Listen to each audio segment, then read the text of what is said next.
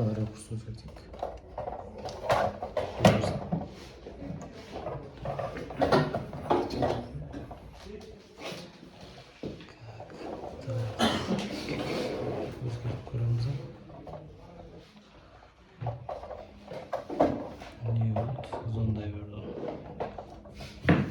Давай быстрее. Мен қармашты. Осылай жанары қарап сөйлеп тұра беріңіз, как будто сіз Хорошо. шетінен түсіріп жатқан сияқты. Хорошо. Болды, жалғаса.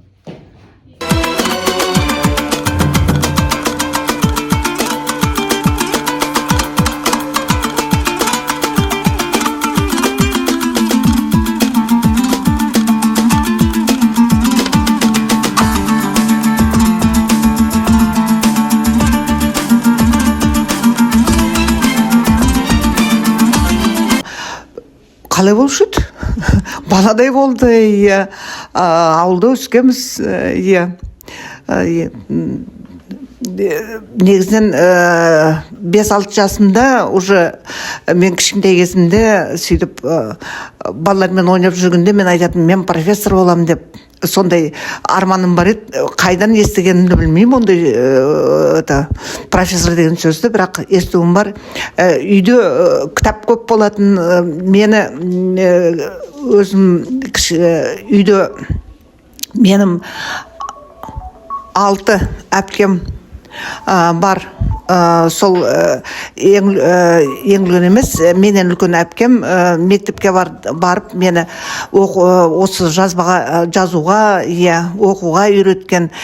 4 жасымда жазу танитыным, одан кейін үйде жастар көп болатын, әпкелерім көп қой, ағаларымыз болатын көптеген, солармен бірге жұмбақтар, есептер шығаратынымыз, сөйтіп кітаптар оқи бастағам. Сонда үйдегі кітаптар бойынша ең бірінші оқыған ең бірінші әріп танығаннан кейін ең бірінші сөз оқыған.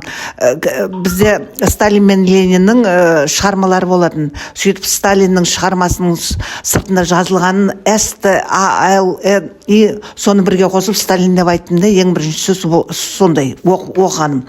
Одан кейін мені мектепке бергенде, мектепке бірінші классқа бермей, таниды, оқиды, біледі, санайды деп 2-ші классқа берген. 2-ші класстан бастап оқам. Қостанай қаласында 2-ші класста қазақша мектепке берген. Папам мені қазақша білсін деп қазақ мектебіне берген. Одан кейін бірақ ауылда папамның ата-енесі қайтыс болып, біз мәжбүр болдық қайтадан ауылға қайтуға. Ауылға қайттық та қайтадан мен ауыл мектебінде 3-ші, 4-ші класста оқыдым. Ауыл мектебінде оқыдым да қазақша оқыдым. Одан кейін біз папам жұмысымен басқа жаққа кетті де, орыс ауылына бардық та, орыс ауылында қазақ мектебі болмады, қайтадан орыс мектебіне бардым да, орыс мектебінде оқи бердім.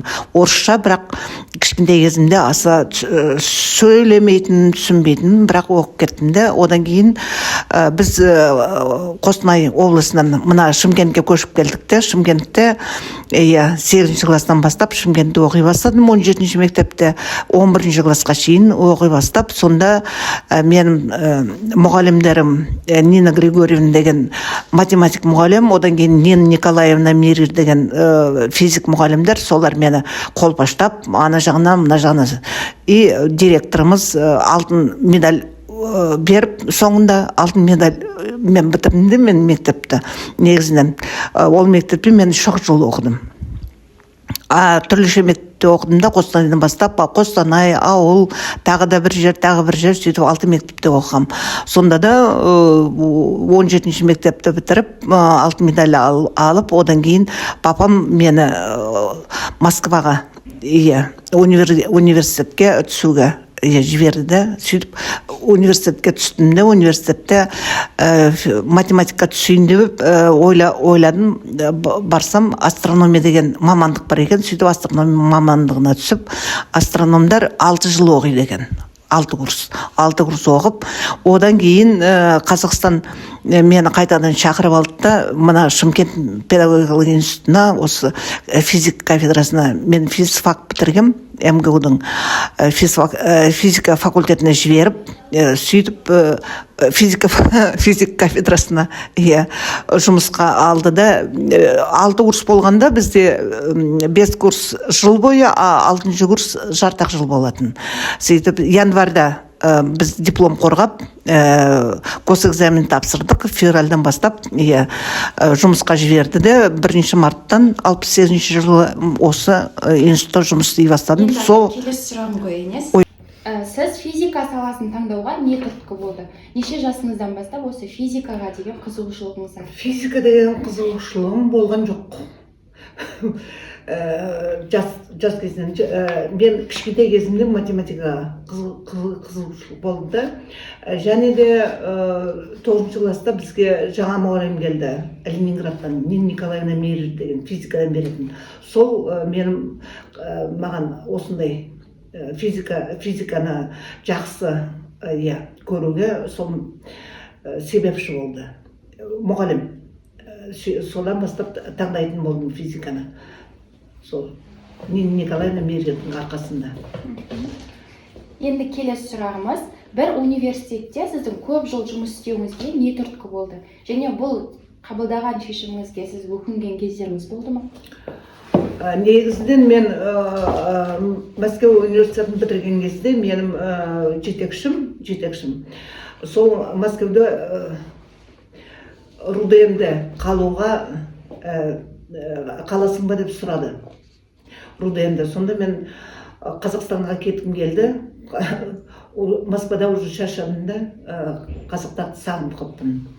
Сөйтіп, осында келгеннен кейін, мына әке-шешем осында Шымкентте тұратын, солардың қолына қайтадан оралдым да, артынан кейін әкем қайтыс болғаннан кейін, одан кейін бірте-бірте мамама қарау керек болды, сондықтан осында қалдым да, ешқандай өкінішім жоқ. Мына кафедра, физика кафедрасы мен келгенде өте үлкен кафедра болатын, және физика кафедрасының меңгерушісі Абдулла Әлімбаевич Арипов болатын, өте белсенді адам, өте білгіш, және оның мына Мәскеудегі оптиктермен, спектроскопистермен байланысты күшті болатын, көптеген осында оқыған жігіттерді аспирантураға жіберді, және профессор Иванцовты шақырып алып, сондай көптеген мына Жүсіп Кадырович Алматов, сол кімнің Иванцовтың қарамағында қорғады, спектроскопия бойынша қорғауға, және мына Байтасов дегенді аспирантураға жіберген сол Абдулла Әлімбаевич Арипов болатын. Абдулла Әлімбаевич Арипов мен аспирантураға кетейін деген кезде маған жібермеген де уақыты болатын. Уақыт келмеген шығар, бірақ та сонда да өзім түсіп кеттім да. Енді келесі сұрағымыз, студенттеріңіз, өзіңіз сабақ берген студенттеріңіздің арасында ең қатты есіңізде қалған оқиғаларыңызды айтып берсеңіз? Ең бірінші 68 жылы мен келгенде январьда нагрузка бөлінген, сонда да Абдулла Әлімбаевич Арипов механикадан, маған оптикадан айтты, астрономдар механиканы білу керек, оптиканы білу керек деп, оптика, механиканы берді, сонымен бірге астрономия сабағын берді. Астрономиядан студенттермен бақылау жүргізетін болдық. Бақылауды мына қазіргі Ильяев көшесі, ол кезде Полторацкий көшесі болатын. Ол кезде аспанымыз қараңғы болатын. Телескопты сол жерге көтеріп шығарамыз да қараймыз. Сөйтіп ең бірінші студенттерім ОТО-да болатын, 5-ші курс ОТО-мен бірге қарап атсақ, мен оларға планеталарды көрсетіп, Юпитер көрінетін Юпитерді көрсетіп атсам, бір студентім, ой апай, бұл есек қырған ғой деді. Сөйтіп ең бірінші рет сол есек қырған деген сөзді естідім. Одан кейін сол 5-ші курс студенттерім, ол кезде оқығанда балалар көп оқитын, қыздар аздау болатын, тек қана жігіттер оқитын, көптеген жігіттер. Сөйтіп сол группа барлық сабаққа қатысып бір емтиханды жақсы тапсырған, сонда қуанышты болған бірнеше жылы. Ғылыми жұмысыңыздың ең үлкен жетістігі немесе сіз үшін ең маңызды жаңалығы қандай болды? Енді менің жетекшім Өзбек академиясының академигі Галина Павловна Матвеевская болды. Ол математик Смирновтың, өзі математик Смирновтың оқушысы, сөйтіп сонымен танысып, сондан жұмыс алғанда мен астрономия тарихымен жұмыс істедім де, негізінен астрономия тарихында сонда бір Ибн Ирак деген Бирунидің ұстазы, Бирунидің ұстазының астрономиялық трактаттарымен таныстым да, сонда ең бірінші аспан, жер, арабша қандай екенін көрдім. Және сол кезде пайдаланған 10-11 ғасырда пайдаланған құралдарды көрдім арабтардың. Одан кейін осындай негізінен бір тақырыпты соңына шейін жеткізгеніме өте қуандым да. Соңына шейін жеткіздім. Қазіргі ғылым мен білімнің дамуы сізді қуанта ма, әлде алаңдатады ма? Қазіргі ғылым мен техниканың дамуы неме қуантпайды, қуантады. Қазіргі кезде мына өте таңғалатын, тіпті басқа салаға бармай-ақ қояйық. Неге тек қана астрономияны алатын болсақ, бұрын жер бетінен ғана бағалайтын. Қазіргі кезде телескоптардың қуаты және ғарыштық телескоптардың нәтижесі сондай. Мына ең соңғы Уэбб телескопы деген Хаббл телескопы, оның алдындағы солардың берген нәтижелері өте кеңейтті, білімді, ғылымды кеңейтті, адамзаттың көзқарасын кеңейтті. Негізінен осындай көкжиекті алыстатып бара жатыр. Осы 80 жыл өміріңізде сіз үшін ең маңызды өмірлік сабақ болған қандай оқиғаларды айта аласыз? Сізге не сабақ болды? Қазіргі кезде уайымдап атқаным СВО, Украинадағы жүріп атқан не, сол негізгі ойым. Енді егер уақытты артқа қайтарар болатын болсақ, нені өзгертер едіңіз өміріңізде? Уақыт ешқашан қайтармайды. Бір өзенге 2 рет кіруге болмайды, ағыс сол сияқты уақытқа 2 рет кіруге болмайды. Сондықтан ешқандай өкініш жоқ. Қалай болады, солай болады. Қазіргі жастарға, болашақ ғалымдарға қандай кеңес берер едіңіз? Не кеңес беретін? Жұмыс істеу керек, ойлану керек, өздерінің негізінен ой нелерін кеңейту керек, теңерту керек. Жан-жақты ойлау керек, және жалғыз ғана өзін ойламай, жан-жақтағы адамдарды ойлау керек. Жалпы өмірде сізге бақыт деген сөз қалай түсінесіз?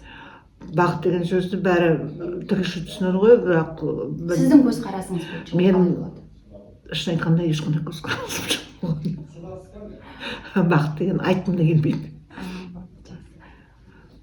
Болды апа, енді сізге қазір физика кафедрасының оқытушысы Рахашев Бақытқали ағайға өзіңіздің ойыңызды айтсаңыз. Сіз қалай танисыз ол ағайды? Қазір айтатын тек қана Рахашев қазір ауырып отыр ғой, тез жазылсын дегеніміз. Және ол студент кезінде осы Рахашев, Садық Болат және Дәулет Бердалиев, сол үшеуі менің маңайымда болатын, көз астымда болатын, көретін, жақсы оқитын студенттер өзі. Және өте қазіргі кезде мына авторитетті үлкен адамдар болды ғой. Сондай болады деп ойлағам. Алматы жүрсі, аман есен жүрсін. Бердалиева. Тілі апай өте не ғой, Тілі апай өте очень трудолюбивая. Иә, еңбексүйгіш және соңына шейін бәріне жеткізеді. Не істесе де өте дұрыс істейді.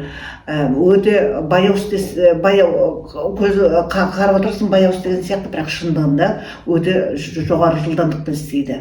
Барлық жағынан өте, иә, тілі сондай. Уәлиханова Баян Сапарбекова жөнінде тек қана барлық жақсыны айтамын да, өзіміздің студентіміз қазіргі кезде қалай өсті, қалай авторитетті, екіншіден оның осындай ұйымдастыру таланты өте күшті екен. Мына менің 75 жылдығына конференция жасады ғой, конференция жасап, үлкен бірнеше статья жазғызды өзіме. Өзімді жұмсай біледі, қалай жұмсаса да көнемін. Баянға тілеймін де, ана жолы ашық болсын. Туралы айтпайсыз ба, өздеріңіздің студентіңіз? Жастар туралы немене айтпаймын. Мына Әлишер туралы. Әлишер өте өзі аз уақыт болса да өте көзімізге түсті. Мына 310-ға маған көп бір ауыз сөзінен сразу жүгіріп келеді, істей салады. Бәрі және ана прибылларды құрған кезде қарадым. Білетіні, көретіні жақсы және өте мінезі жеңіл. Өкілмейді ештеңеге. Микрофон Ақылбек жан-жақты белсенді болады. Болашақта мына кімдерден асып түссін. Рахашевпен, Бердалиевпен, Болаттан асып түсетін. Фаризаға мен тілейтін әйтеуір жұмысын соңына шейін жеткізсін. Мен туралы айтпайсыз ба? Сен туралы не айтамын? Сен жағыңда көріп отырмын. Ойлап, мен Әлишерден бұрын келген ғой. Әлишерден бұрын келген ғой мен. Әлишер күнде маған Ну ладно. қосылып отырады. Бірақ жанарға айтатыным не? Сенің үйің бар, семьяң бар, 2 балаң бар, сонда да магистратураға түсіп тырпана аласың, оның жақсы. Енді апай, сізге қазір сұрақтар қоятын боламын. Ол сұрақтарға бір сөзбен жауап берсеңіз. Бірінші сұрағымыз, сіздің сүйікті кітабыңыз? Как закаляла сталь. Ғылымдағы кумиріңіз кім?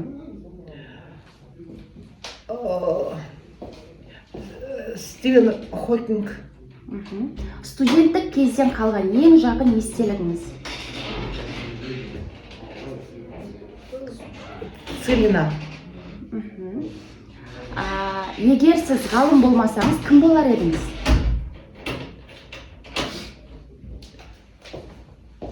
Білмедім. Таңертеңгі алғашқы әдетіңіз қандай, ұйқыдан оянған кезіндегі? Жуыну. Жуыну ма? Қандай 3 қасиетті сіз өзіңізді қандай 3 қасиетпен сипаттай аласыз? Өзін тану өте қиын, білмеймін. Бірінші істеген нәрсемді соңына шейін жүргізу. Екіншіден бір айтылған мақсатты қалдырмау, соның түбіне жету. Үшіншіден маңайымдағы адамдардың көңілі бұзылмау керек. Өміріңіздегі ең үлкен жетістігіңіз қандай? Ондай бола ма? Ең үлкен жетістігім мына көптеген студенттерім деп айтуыма болады да, көптеген. Осы уақытқа дейін өзіңіздің ойыңызда бір кішкене өкініш қалды ма? Қазіргі кезде қандай өкініш қалады? Қалмады. Барлығы жақсы, Енді жастарға бір ауыз кеңес айтсаңыз өзіңізден. Жастарға біріншіден өзіңді ойла, екіншіден маңайындағы жұртты ойла. Және білім ал,